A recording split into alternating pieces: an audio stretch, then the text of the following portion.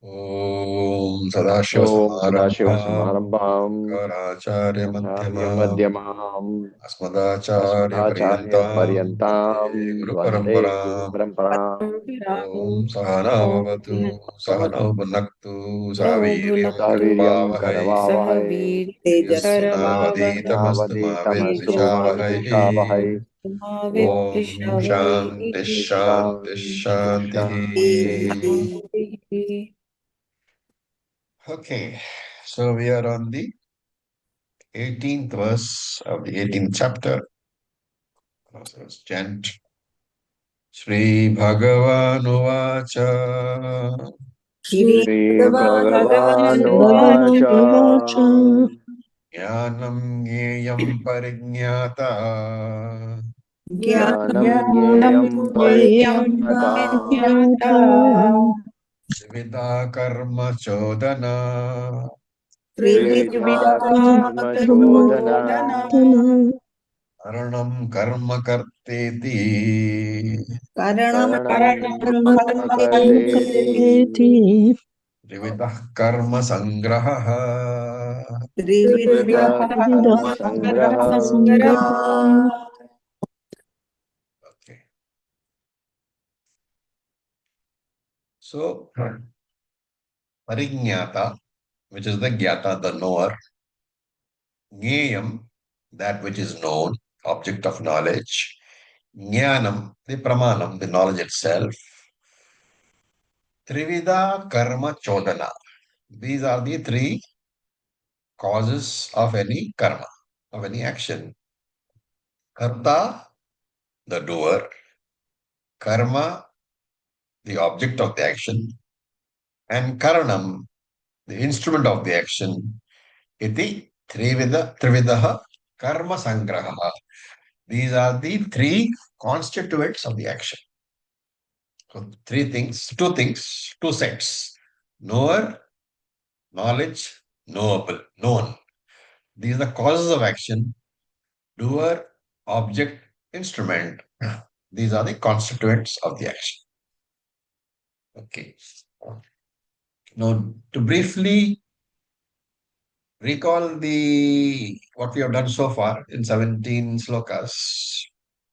So if the first 12 slokas, sloka 1 to sloka 12, it was a discussion on karma yoga. Sloka 13 to sloka 17, the last sloka that we did in the last class, this was a discussion on jnana yoga. So in the entire shastram, not only Bhagavad Gita, in the entire shastram, there are only two sadhanas, two main sadhanas, karma yoga and jnana yoga. So any sadhana that you do to purify the mind, you know, japa, puja, yoga, dhyanam, social service, tirtha yatra, pilgrimage, charity, chanting. So bhakti itself, bhakti yoga, what we call, which includes japa, puja, and all that, tirtha yatra, all those things, they are all part of karma yoga only. So any sadhana that we do to purify the mind, to get chitta shuddhi, is to be classified as karma yoga. This we all know by now. And anything which you do to understand that you are the Atma, that you were never a samsari, that you are are never are not a samsari even now, and you will never be a samsari. To know that you are the Atma, you were the Atma, and you will continue to be the Atma. Any sadhana which you do to understand this, that is called Jnana Yoga. So Shravanam, sitting here today, is Jnana Yoga. Asking a question in class is Jnana Yoga. Making a notes of this class later on is Jnana Yoga. Putting questions in the group about what has been discussed is Jnana Yoga. Inter-se discussion with your friends on the subject is Jnana. Okay. So the first 17 verses actually is the entire summary of the Gita teaching because both Karma Yoga and Jnana Yoga have been covered. Then why do we come to verse 18? So this is the beauty of the teaching. This chapter basically is indicating that we have a lot of habitual thinking patterns, vasanas, conditioning of the mind of thousands and thousands of prior births, purvajanmas. Because of that vasana, the samskaras, we have some subconscious responses to most things. And this conditioning is such that it rebels against the teaching because the teaching is trying to destroy that conditioning of the mind, and the mind doesn't want that conditioning to be destroyed, so it uses a nice trick. Unless you are consciously recalling that teaching, you will find that most of the time your reactions don't come from the teaching, but they come from your conditioning. So the mind's conditioning is such that it tries to make us forget the teaching as quickly as possible. Right? You don't remember the teaching when you need it most. And this idea is there in the Mahabharata, right? Karna. Karna forgot the mantras when he needed them most. And therefore, by embarking on this chapter, by starting this chapter, Krishna is not only summarizing, he's conveying a very, very important message that even if you have studied thoroughly, remember that you should expose yourself to the teaching again and again and again and again and again. There should never be a time in your life, there should never be a day in your life where you have not dwelt upon some part of the teaching, at least some part of the day. Every day you have to expose yourself to the teaching. Then only Jnana Nishtha begins. Then only the conditioning begins to retreat. Otherwise, you will have information, but there will be no transformation. And therefore, from this verse, even though he has already summarized in the first 17 verses Karma Yoga and Jnana Yoga once, in this verse, he begins another summary. So the next 23 verses, this verse to verse number 40, is a set of closing summaries. And there are 7 topics which are taken for discussion. So it's a summary, but presented in a different way. 7 topics are taken. Each topic is analyzed in 3 classifications. And once you have understood these 7 topics, along with the threefold classification, you will find that understanding itself is the very tatparya, the very essence of the Gita, not only of the Gita, of all the scriptures. Krishna has said elsewhere, that you can't, as long as you have a body, you cannot stay away from action. It is not possible to renounce action completely as long as the body is there. All actions, therefore, we need to look at. All actions can be broadly put into 2 buckets. Jnana vyavaharaha, actions in pursuit of knowledge. Karma vyavaharaha, right? Which actions in pursuit of some worldly objects. So the question comes up, what is the difference? What is the difference between jnanam and karma? We have seen this before. Karma produces 4 different phalams, 4 fruits, 4 consequences. What are they? First one is utpadyam, producing something. Second is apyam, reaching somewhere.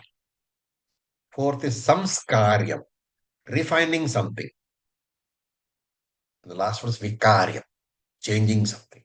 So producing, reaching, refining, changing. Utpadyam, apyam, samskaryam, vikaryam.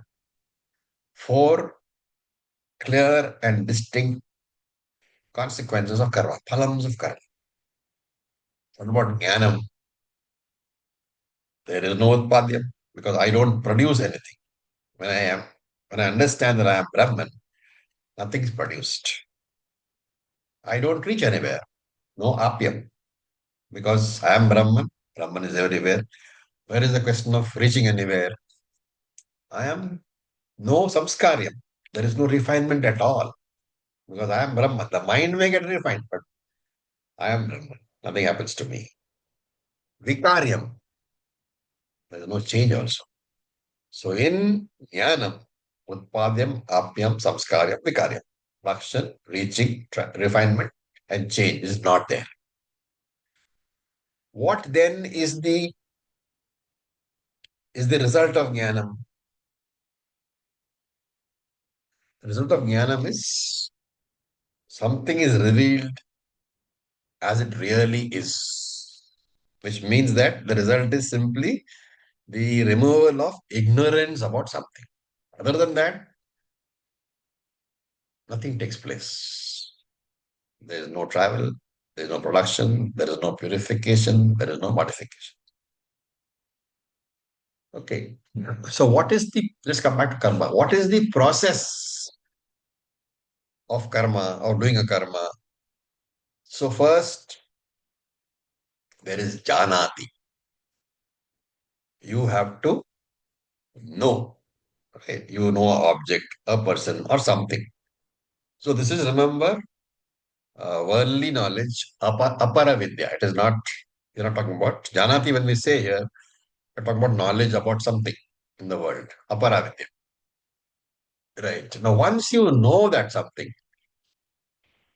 so let's say I am passing by, you know, I'm driving down the road and I see a nice car showroom. Okay, so in the car showroom, you find one beautiful little car standing outside. Janati. I have seen the car. I know about the car. So this apara vidya, there is no brahmasmi involved in this. There is no Vedantic knowledge involved in this. It's simply that my eyes, sense organs, have grasped a sense object, which is the car. They appeal to me. Ichhati. Once I know that car, then only I can have a desire. Right? Without knowledge of an object, you can't have either raga or dvesha, either desire nor dislike. But once you know the object, it can produce raga or dvesha. Therefore, aparajnanam, only knowledge, is capable of producing raga dvesha. When it is raga, then I want to do an action of pravritti, acquiring it. When it is dvesha, dislike, I want to do an action of getting away from it or getting rid of it. So janati, ichhati. Ichhati can be broadly classified as like or dislike. Ichhati really means you want it, but here you have to take it as likes and dislikes because each consequence is different. Raga means acquiring a pravritti activity, and dvesha is nivritti activity, getting away from or getting rid of it. Right? My great grandmother, for example, never wanted a TV, never desired a TV. Why? There was no TV existing and therefore no jnana, no knowledge. So Janati was not there, Ichhati was not there. And if Janati and Ichhati is not there, the third, Yatati, make an effort. Right? So once you know something and you have raga heart for it, to acquire it, then there is a yatati, ichha is there to acquire it. Or if you develop dvesha, then yatati is still there. The desire, the effort is still there to get away from it or to get rid of it. Right? This is the very basis of all advertisements. Right? So Raymond, what is the advertisement of Raymond's? Complete man. So you're a complete man only if you buy a Raymond shirt. Otherwise, you're not a complete man. And therefore, it comes in front of your eyes every day on TV or on billboards. So the object is in front of your eyes, Janati. Okay. Now, remember that this whole process of karma, and for that matter, for jnanam also, they require three factors. And that is what Krishna is talking about in this verse. Jnanam, Jneyam, Parijnata. So Jnanam, Jneyam, Parijnata is in reference to activity for knowledge. Jnanati. Right? Parijnata is, Shankara adds very nicely. Parijnata is avidya kalpita upadhi. The upadhi, which is the mind or the intellect, avidya kalpitaha, which is superimposed upon you, the Atma, because of avidya, because of ajnana. What ajnanam is that? I don't know that I am the Atma. So parijnata is the reflected consciousness, the RC, right? The conscious OC reflected in the mind is RC, which is called parijnata over here. And Shankara is just reminding us that it is on account of ajnanam only. That's why he says avidya kalpitaha, superimposed on account of avidya. That is the first one. Then jnanam. Jnanam here is the pramana, the knowledge, the instrument. So that what is it here? Vritti. That thought by which you know anything. In fact, even the Atma is included in that anything. Okay, because Aham Brahmasmi is a thought only.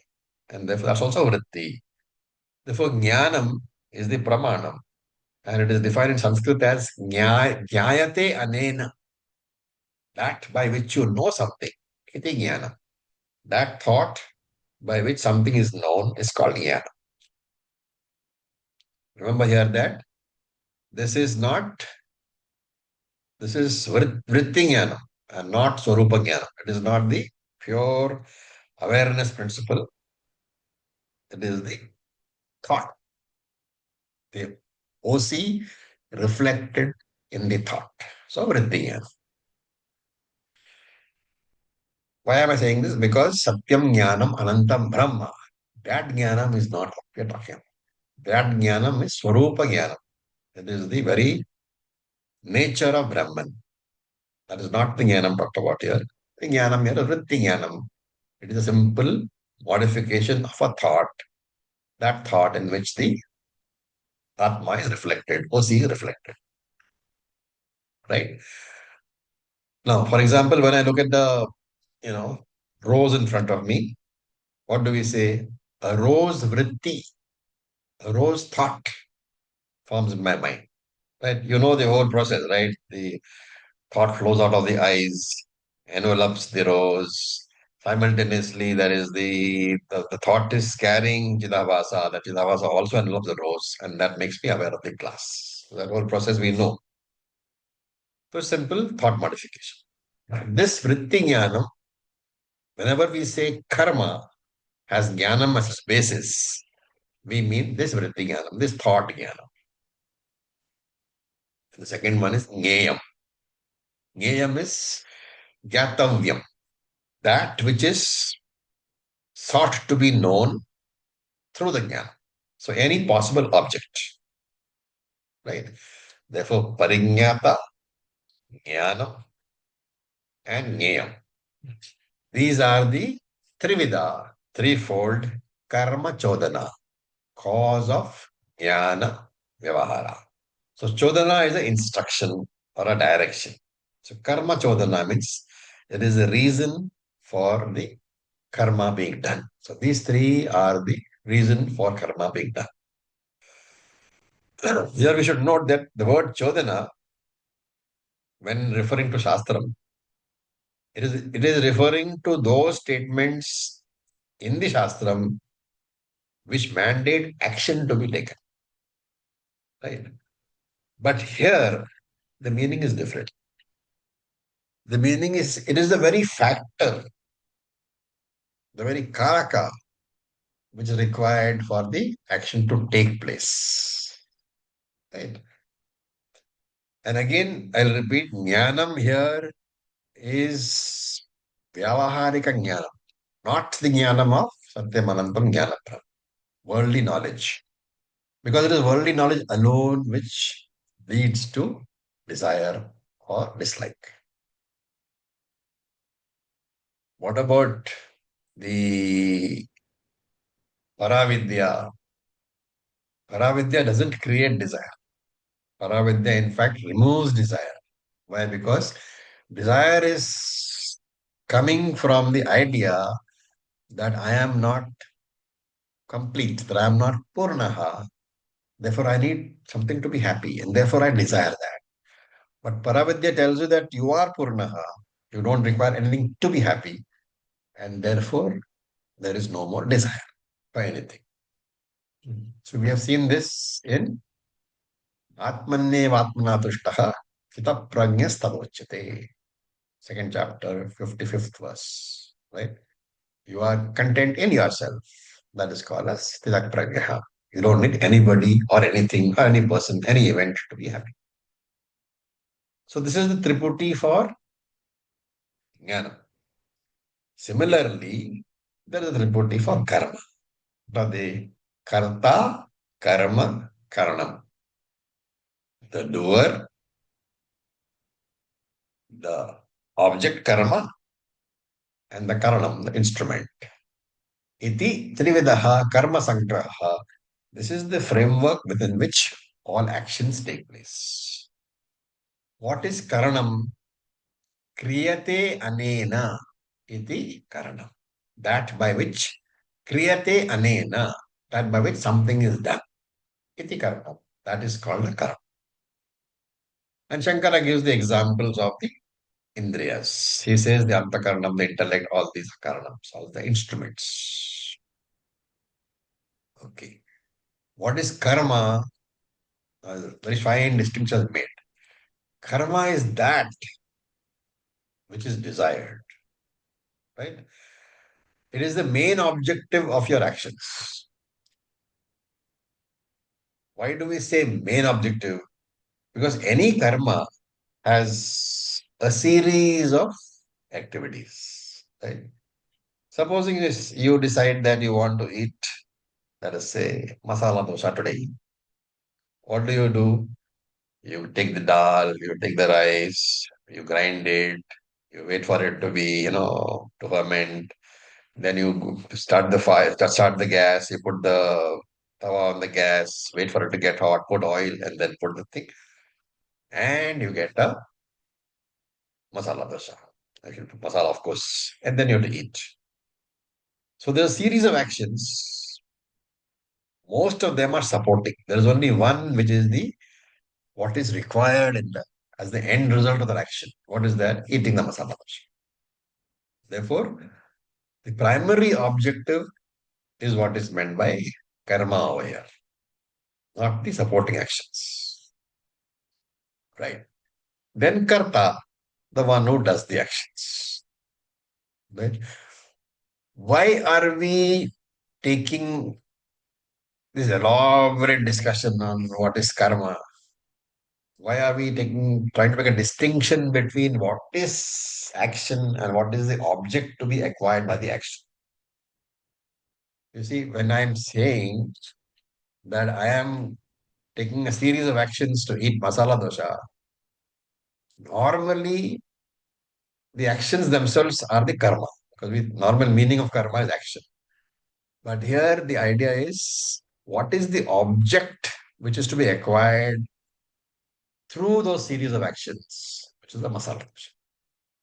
This difference. One of the actions One is the object to be acquired by the action. So karma here is the object, what you are going to get out of all the actions. And these three together, karma sangraha, are the constituents, triputi, which is required for karma. Without this, karma cannot take place. And it doesn't matter whether you are doing mental karma, manasika, verbal karma, vachika, or bodily karma, kaika. Whatever you're doing, all these three components are needed. Why all these discussions? Look at these factors. What is the source of all these factors? They are all born out of body, mind, sense complex. What is body, mind, sense complex born out of? Maya, anatma only. Maya is what? Trigunaha, having three gunas. Since Maya, the karanam for these factors, has three gunas, the three gunas have to be present in each one of these factors.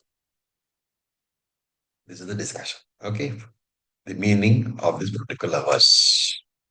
Now we look at verse number 19. We will chant. Please unmute yourself. Jnanam karma cha karta cha ज्ञानं ज्ञानं कर्म कर्म च च कर्ता कर्ता च च त्रिधैव गुणभेदतः त्रिदैव गुणभेदतः भेदतः प्रच्यते गुणसङ्ख्यान्ये उच्यते प्रोच्यते गुणसङ्ख्याने गुणसंज्ञाने यथा वच्छृणुतान्यपि यथा वच्छृणुतान्यपि शृणुतान्यपि Okay. So, guna sankhyanne. So, Sankhya, that Shastra which talks about gunas. There are said to be Prochyate Trivida Eva. There are said to be three gunas. Jnanam, Karma, cha Karta. This Jnanam, Karma and Karta, Guna Bhedataha, are distinguished, are divided according to the Guna Bhedataha, the distinction of the three gunas. And Shrunu Tanapi Yathavat. Listen to that from me as Sankhya philosophers, Yathavat, as they are, as it is mentioned in Sankhya. So, in his introduction to this verse, so Shankara says, since everything in the universe can be divided into Kriya, Karaka, and Phala, right? Means there is an action, there is a Karaka, the factor of the action, and there is a Phalam, the consequence of the action. Right? Remember that body itself is a Karanam, is an instrument. And any external tools that I require, for example, if I'm a carpenter, I require a hammer. If I'm a mechanic, I require the screwdriver. If I'm a potter, I require the wheel. These are also called karanams, but they got a prefix. They're called upakaranams. So the body itself is karanam, and any tool which I require, which is external to the body, that is called upakaranam. And then I require a place where the karma can be done, the locus. This is called adhikaranam. Then I require my action to benefit something. The beneficiary of my action is called sampradhanam. So all these are karakas, factors of action. Those who are familiar with the vibhaktis will be familiar with all the 6 and 7 of them. And why do we do karma? To produce phala, produce the result. And therefore, kriya, the karma, karaka, the various factors of action, and phalam. Okay. Now, they have, in fact, the same object can be classified differently also, right? You take your own body. My today's body is a phalam, is a consequence of what? of the karma done by me in my earlier janma. Right? But the body today, the same body, the body which is a phalam of my earlier karmas, that body today is a karakam, a factor of action for the karmas I am doing in this janma, for which the phalams are yet to come. What is the adhikaranam for all these karmas? The adhishthanam, the locus. It is this universe, this particular world. This is a place where the karma is being done. Okay, now from the macro point of view, from the samashti viewpoint, remember that the karanam for the universe, the cause of the universe is Pancha Mahabhutas. And all the living beings, or rather human beings, born out of these Pancha Mahabhutas are karakas for the next Srishti, are factors of action for the next creation. Why? Because it is their punyam and papam which will decide how the next Srishti is going to come, when it is going to come. Very profound view that not only are you a cause, you're also a product in this very life. You have to just look at the various connecting factors. Okay, that's why Shankara says in his commentary, Sarvesham Kriya Karaka Phalam. All these are Kriyas, Karakam, and Phalams. Then, now look at the universe before Srishti began. What is the state of the universe before Srishti begins? Unmanifest Maya, Avyakta Maya. And Maya we know is what? Three gunas. Since Maya has three gunas, we have the rule Karana Gunaha Karye Anuvartante. Gunas of the Karanam, Karana Gunaha Karye Anuvartante will necessarily be present in the product also, in the Karyam also. That is why Kriya Karaka Phalam are basically of the nature of the three gunas. So everything is three gunas. In the universe, whatever you look at, it can be classified into three gunas. Okay, so jnanam we said means vritti jnanam. Karma, Shankara very clearly points out, it is kriya. Why? Because karma can also mean object of the action. So here it is kriya. In this particular definition, it is kriya. So when you are drinking water, supposing the example of drinking water, you are the drinker, the karta. The act of drinking the water, putting the glass to your mouth and drinking, that is kriya. And the water is the karma. So karma, kriya, and karma. That is the distinction. Karta is the drinker. The action of drinking is the kriya. Water itself is the object, the karma. As we said earlier, karma is the object of the sequence of actions, which is the kriya. So that's why a distinction is being made. Why does he make it all these distinctions here? Because in the last verse, karma was explained as what? As the object desired through the action. Right? But here, Shankaracharya's commentary says karma is equal to kriya. In the last verse, in the 18th verse, which we just discussed, it would have been correct to say that I am the karta drinking water, the act of drinking is the kriya, and the water is the karma. But here, Shankara says, in this verse, you have to say that the word karma actually refers to the general meaning, which is the action itself, not the object of the action. Okay, I hope just keep that in mind. We'll see as we go. Karta is, of course, the performer of the karma. And he says, these karmas, trivida eva guna bhedataha, can be divided into three types based on their guna classifications. The word eva means only. Only indicates there are only three classifications possible. Three gunas, therefore only three classifications. neither more nor less. Therefore, jnanam, karma, and karta.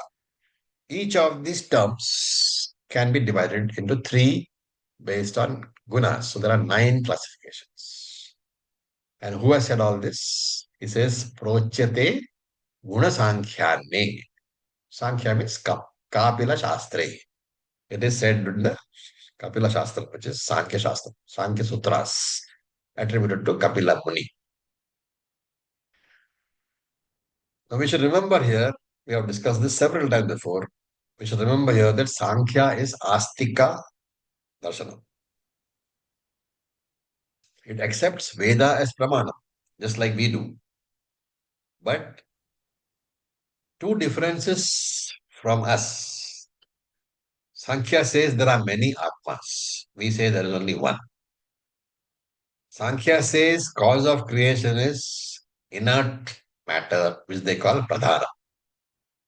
Right? So, because of that, Sankhya Shastra will not accept the oneness of Brahman Atman, because Atmas are many. But Shankara in his commentary writes that it's fine. We are not trying to reconcile. But these persons who follow Kapila Shastram, that is to Sankhya Shastram, are experts in three gunas and the products. And therefore, the idea is being taken. Right? So we have to, as Vedantins, if you have proven expertise in any field, we are okay with that. We can accept that, even if the general philosophy is in contradiction of our view. Right? So Sankhya, the certain parts of Sankhya we accept, even though Sankhya philosophy we don't accept in general because of the Dvaita factor in that. Okay. Right? So there is a always analyze, never accept blindly. That is our idea. Or never accept, no, never accept or never reject any idea blindly. Always analyze, analyze, analyze. So there is a small little Shubhashitam to illustrate this. It says Yukti Yuktam Vachaha. Yukti Yuktam Vachaha means those words which are logical. Grahyam, you should accept. Yukti Yuktam Vachaha Grahyam. You should accept words which are logical. Ideas which are logical, you should accept. Baladapi Shukadapi.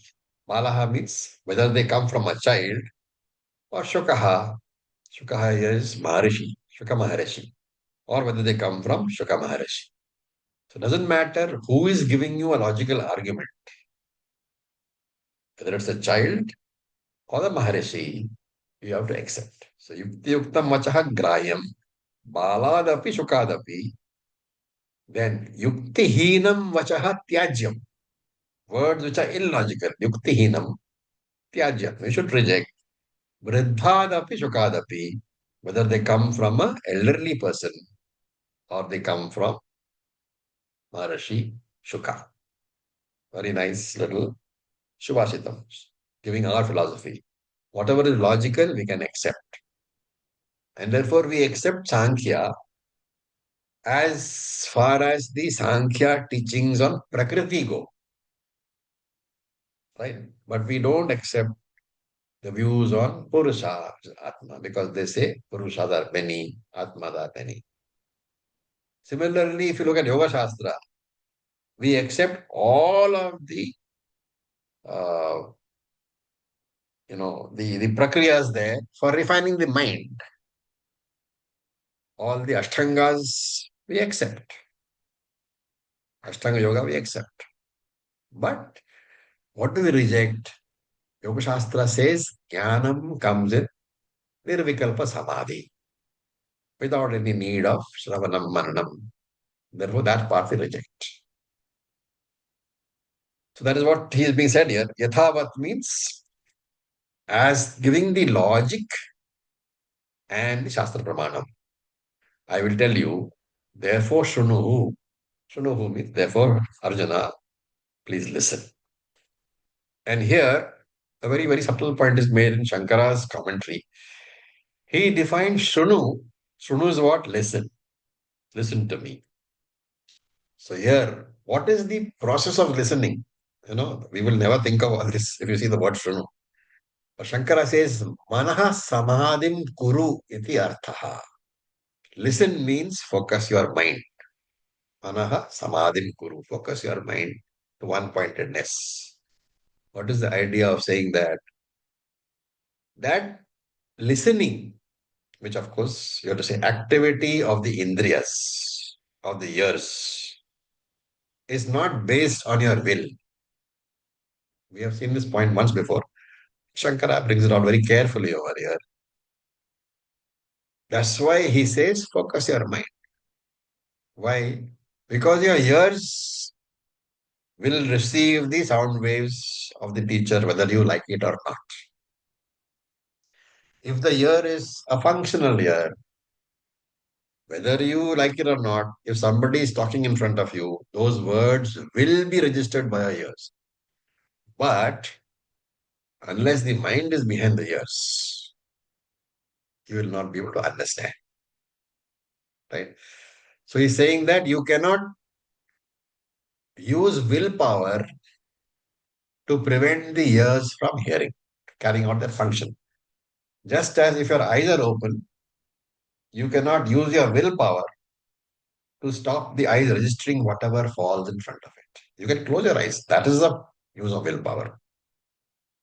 But to an open eye, there is no way of saying, I will not see what is in front of me. It's a very subtle point. Therefore, Shruno means mana savadin kuru. Get your mind behind your ears. You can as well say when you want to see, focus your mind behind your eyes. Therefore, you will see.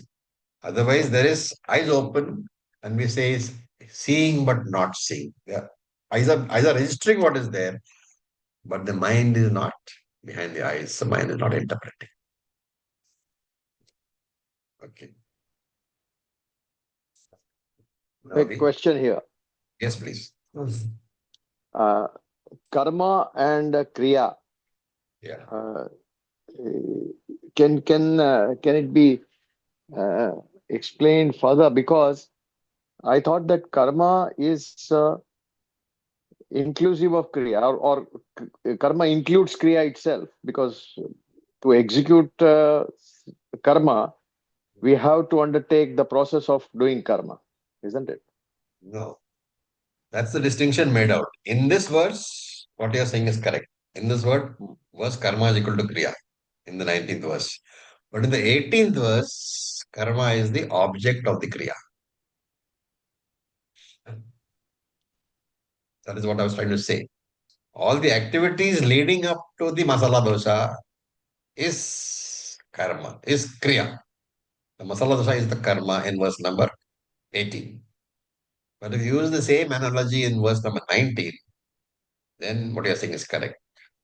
All the actions themselves are the kriya, are the karma. Okay, thank you. Okay. So we look at the next verse, verse number 20. Sarvabhuteshu yenaikam Sarvabhuteshu yenaikam येनैकम् bhavam avyam ikshate bhavyam भावम् avyam ikshate avibhaktam vibhakteshu avibhaktam vibhakteshu विभक्तेषु ajnanam viddhi satvikam. tajnanam विद्धि viddhi सात्विकम्. Okay. So, tat satvikam jnanam vidhi. Know that. So the bifurcation begins. Okay. Tat satvikam vidhi. Know that as sattvika knowledge. Yena ikshate, by which one sees ekam avyayam avibhaktam bhavam. Avibhaktam bhavam. Ekam avyayam avibhaktam bhavam. Ekam is one, non-dual. Avyayam is that which does not change, changeless. Avibhaktam, that which cannot be divided. Bhavam, existence itself. So ekam, avyayam, avibhaktam, bhavam. That non-dual, changeless, undivided existence principle called Atma. You see that where vibhakteshu sarvabhuteshu, in all the divided and multiple living beings, you see what? That ekam, avyayam, avibhaktam, bhavam. The non-dual, changeless, undivided Brahman, when you see in all the multiple jivas, that is called sattvika knowledge. Okay. So here we are discussing jnana. And this jnanam is being divided into sattvika jnanam, rajasika jnanam, and tamasika jnanam.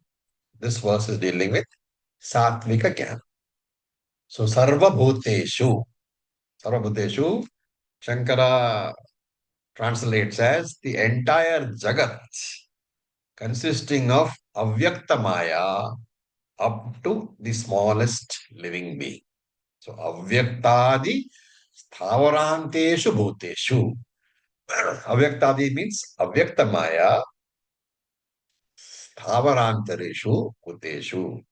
So you understand that avyakta maya as the maya which has now turned into that avyakta maya which has now become the vyakta maya, the entire universe, up to the smallest living beings. Sthavara. Sthavara means living being. Bhuteshu, being. Sthavara bhuteshu, living being. So that entire jagat, starting from the biggest universe to the smallest being, yena ikshate, that knowledge by which you see everything, the entire universe as well as the smallest cockroach, as Brahman. Ekam bhavam vastu, as the one vastu. That is called sattvika knowledge. So Shankara makes a note over here. Normally, bhavam means existence, that which is existing. But here it should be taken as ekam bhavam vastu. Ekam vastu meaning the Atma. So bhavam here means Atma. Therefore, ekam bhavam, that one Atma. If you see in the entire universe, in the entire multiplicity of the universe, if you can recognize the Atma behind all the living beings, that knowledge is sattvika knowledge. And what is avyayam over here? Avyayam means that which does not change. So Shankara writes, Navyeti swatmana swadharmena va. The vastu itself will not change. The substance itself will not change, nor will its nature change. So it does not change into anything else. Like milk changing into curds. That is changing. That does not happen, nor does it undergo a change of attribute. Swadharmena navyeti swadharmena. Nor does it undergo any change of attribute, like changing a brick of gold into ornaments. That is, substance doesn't undergo change. The attribute undergoes change. The shape undergoes a change. Shape being the attribute. Therefore, he says that also does not. So, Brahman, neither there's an intrinsic change like milk changing into curds, neither does it change into anything else. The form also doesn't change. Nature doesn't change, form doesn't change. And therefore only unchangeable. Free from all the changes like asti jayate, vartate, viparanimate, vipakshiyate, vinashyati. It is free from all those changes. So we are aware of these changes, right? The body grows old, the mind becomes weaker, the mind changes continuously day in and day out also. But this ekam bhavam, this atma, this Brahman, is not changeable. Like kuthastaha, like an anvil. And he has to see the person who has the knowledge that he is Brahman. He sees that same Brahman vibhakteshu in all the millions of bodies in this world. And the wise person sees the Atma, which is avibhaktam. Avibhaktam means indivisible. So just as space cannot be divided, Atma also cannot be divided. So Atma stands undivided, and in that Atma exists the divided universe. Just as you say that there are so many buildings in space, but remember that space itself exists in Atma. One who knows all this, vidhi tat sattvika jnana. Such a knowledge of Atma is called sattvika jnana. So there is a very subtle idea here. The only sattvika jnana is what? Atma jnana, which is paravidya. So only that paravidya is sattvika jnana. All other jnana, aparavidya, is classifiable under Rajasika or Tamasika jnana. And Shankara writes in explanation. He says the one who has Dvaita Darshana, who sees more than one, who does not know that Atma is one, he does not have Sattvika Jnanam. And therefore, he says, his perception is incorrect. And incorrect perceptions are classified as Rajasika or Tamasika Jnana.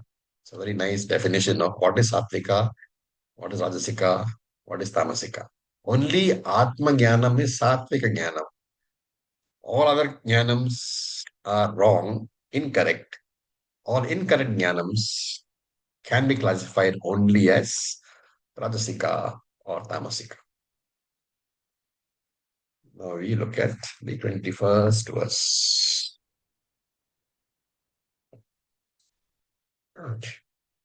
पृथक्त्वेन तु यज्ञानम् पृथक्त्वेन तु यज्ञानम् यज्ञानम् नानाभावान् पृथग्विदान् नानाभावान् भावान् पृथग्विदान् पृथग्विदान् वेत्ति सर्वेश भूतेषु वेत्ति सर्वेषु सर्वेषु भूतेषु तज्ज्ञानं विद्धि राजसम् तज्ज्ञानं विद्धि राजसम्. So here he comes to the Rajasic classification. So he says, Vidhi tad jnanam rajasam. You should know that to be Rajasika jnanam, yad jnanam, in which jnanam, prithak vidhan nana bhavan sarvabhuteshu vetti. Where you see many different kinds of jivas in sarvabhuteshu, in all beings, and you think prithaktvena, that they are really different. You see different jivas and you think that they are really different. That is Rajasika Jnana. So Yad Jnanam, that knowledge by which Atma is seen as different in different bodies. You think there are multiple Atmas. You think there are many Jivatmas, different Jivatmas. And Pritag means what? Each Jivatma has its own raga and dvesha, different nature. Therefore, what are you doing? You are making the mistake of looking at the differences in the body and the mind, upadhis. You are making the mistake of looking at the upadhi differences and concluding that there are different atmas. This is called Nana Atma Vadaha, different Atma Vadas. And this is what is spoken about by Sankhya also, by Nyaya also. Both talk about the multiple jivas. Why? Because they have mistaken the mind as the jiva. The moment you say mind is jiva, each mind is different because of different vasanas.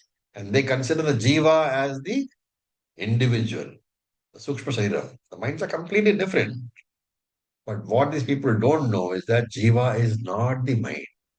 And therefore, he has the understanding that in all beings, there are different jivas.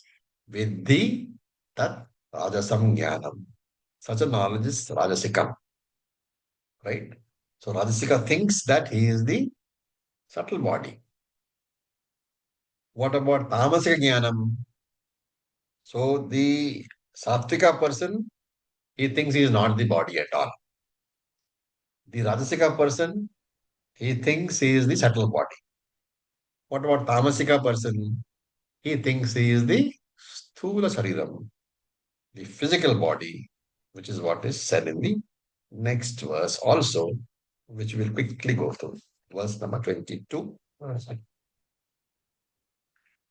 Yattu Krishna vadekasmin यत्तु कृष्णवदेकस्मिन् Yattu Krishna vadekasmin यत्तु यत्तु कृत्स्नवदेकस्मिन् कृष्णवेदेकस्मिन् कार्ये सक्तमहेतुकम् कार्ये शक्तमहैतुकम् सक्तमहैतुकम् अतत्वार्थवदल्पम् च तत्त्वार्थवदल्पं च तत्तामसमुदाहृतम् तत्तामसमुदाहृतम् उदाहृतम् यज्ञानम् Jnanam, because of which you conclude that Kritsnavat, Kritsnavat means the total person, Samastam, total person, the total individual, Ekasmin Karye, is this body only. Is this body only. Karyam is the product. Normally, product is the three bodies. But here he says that this Karyam has to be understood as the physical body, only Sthula Sriram. So that Jnanam by which the person concludes that is only the physical body, that jnanam is tamasika jnana. So Shankara says in his commentary that this person thinks that if at all you talk about Atma, that physical body is Atma, and there is nothing superior to this. Na ataha paramasti. There is nothing superior to the physical body. Therefore, his knowledge is based only upon the physical body. And Shankara and Krishna adds, ahaitukam. There is no reason for such a view. It's a completely illogical idea. What this person says, pratyaksham, alone is pramana. Only what I see, I will believe. And that is atatvarthavat. Atatva arthavat. It is opposed to the truth. It is mithya only because alpam. It is a knowledge of finite things. And Shankara writes, because the fruits of such jnanam are also finite, there are two things. The jnanam itself says that you are the physical body, so it is definitely tamasika. Right? And you must remember the Tattvabodha here. The physical body is born from tamasic aspect. So knowledge about that body is naturally tamasikam. And not only that, the fruits of the jnanam are also very finite, very temporary. And therefore also the knowledge is tamasika. And Shankara doesn't leave it at this. So he adds that those who do worship, those who worship pratimas, murtis, right? The idols, with the understanding that there is no Ishvara apart from the pratima. It's a very important distinction. We also go and worship in temples. But for us, the murti is only a representation of Ishvara. We are invoking the Lord onto the murti. But there are people, he says, for whom the murti is Ishvara. There is no Lord being invoked. The murti itself is Ishvara. He says that knowledge is also tamasika. A very, very important idea. So when we go to worship, ask yourself, for you, is the murti the Lord? Or is it a symbol of the Lord? That will give the answer on whether the worship is tamasika or not. And you will find that there are people who are devastated when the murti breaks. Oh. What is the jnanam?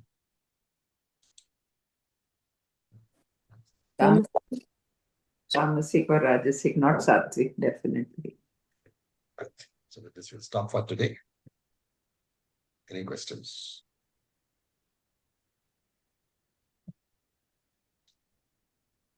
Acharya ji, as a murti breaking is a satvika.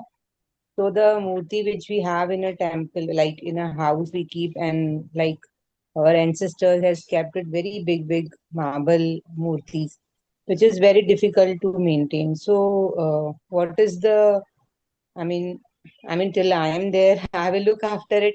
But later on, the kids are not into all these puja and cleaning the temple, cleaning the murti. So what is the, I mean, It's not option your for these? problem, right?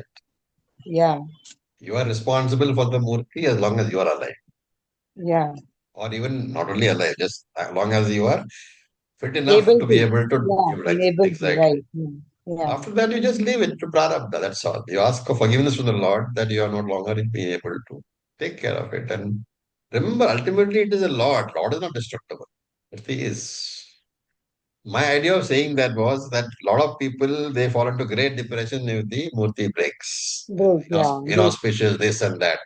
Idea is if murti is broken due to some sort of mistake or problem, replace it. Invoke the new law in Lord of the new murti.